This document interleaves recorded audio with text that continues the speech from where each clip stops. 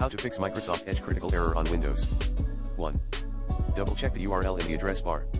If you see some so-called technical support number, run antivirus and anti-malware scan using the recommended Avast Internet Security in this video guide. 2. Uninstall all recently